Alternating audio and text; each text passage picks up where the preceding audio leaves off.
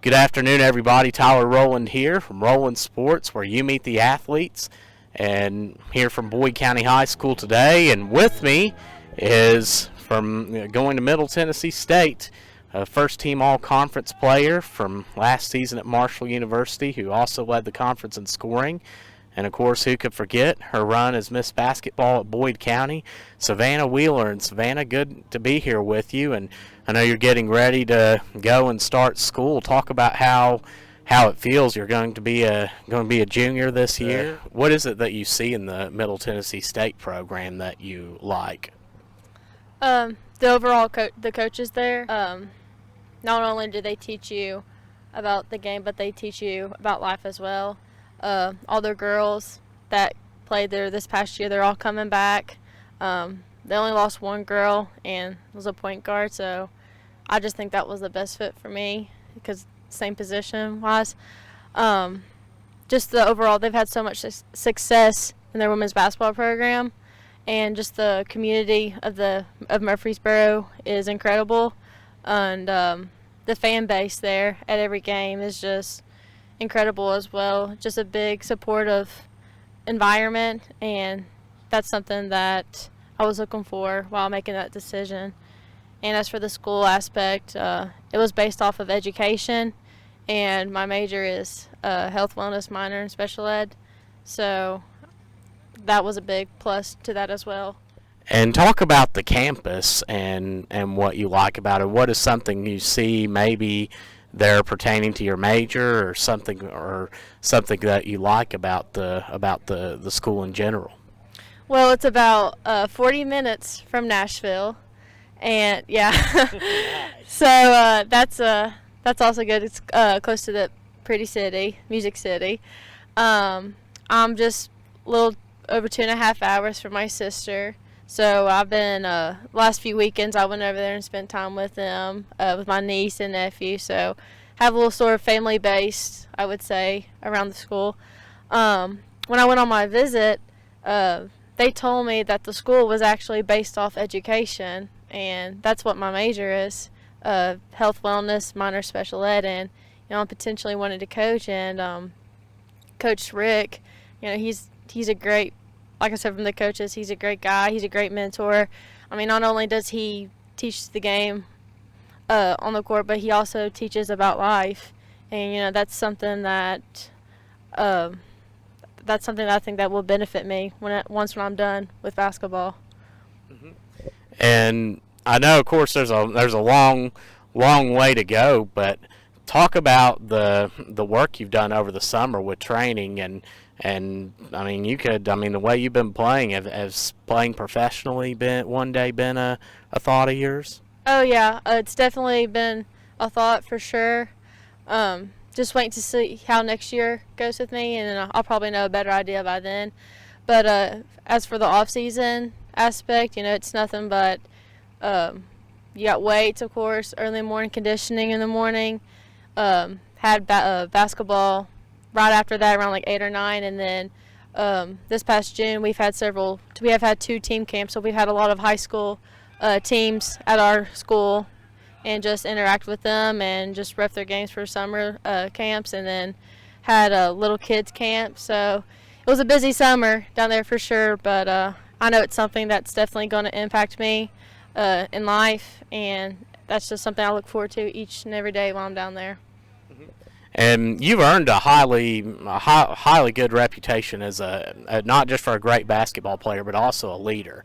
And now that you're heading into your upper class years in school, what are some of the qualities to you that you see as you mentor young people who are learning the game in grade school, middle, and high school? What are some good qualities of a leader? Always just be a good role model. Do good in school, help the community out. I spent this time on my off time come back here to where I'm from, Boyd County, and just always be a good person. Always be encouraging to others around you, and just ultimately, I think just be good, just be a good person. And I think later on that it'll come back, and I think when you're doing that, I think God will give you many blessings along your journey, and that's something that That's something that I truly believe in, and if you just do all those things, I think you'll become a successful person. And you mentioned Boyd County in the eastern Kentucky area. Talk about, especially in light of the recent flooding and events that have happened, talk about some of the just what it feels to be able to represent this area. Oh, it definitely means a lot. You know, there's a lot of athletes here in this area that don't necessarily get the recognition that they deserve. And as for the flooding, I think it's terrible that what all happened. You know, my heart and condolences go out to the families that lost everything. I think now, like, I hear that they still find new dead people every day. I mean, it's horrible, and you know, I just send my prayers up to the family, and but it's something that I'm definitely, as for Eastern Kentucky, I'm definitely proud to represent the area, and you know, I thank God for for the ability to play the game that I love, and just being around great people here that have helped me along the way with the support system.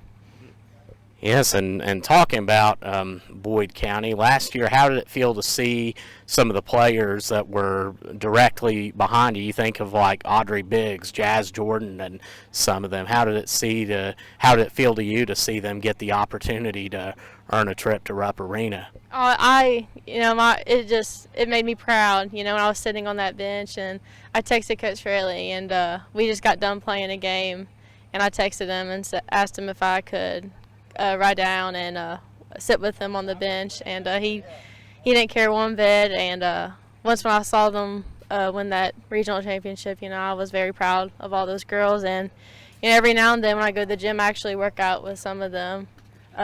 Jazz will be there every now and then. Emily Neese. So you know, I was very proud of the younger generation for just continue working hard on the court. And it was good seeing them do those things on the court down at Moorhead. And as for Audrey, you know, Audrey's got she's got big bright future ahead of her. You know, it's fortunate about what happened, but you know, I think God will continue guiding her, and she'll be back stronger than ever for next season. Yes, and talk about a little bit about Coach Fraley and what it was like to get to play for him. Oh, it was amazing. You know, he's like a second father to me. To me and my older sister, you know, I played at a very young age. I believe I was a 7th grader, and he's definitely helped me a lot with my game my younger years. And, you know, to this day, I've texted him while I've been and to see how he's doing and keeping up with him. But, you know, he's definitely been a mentor in my life throughout my high school career.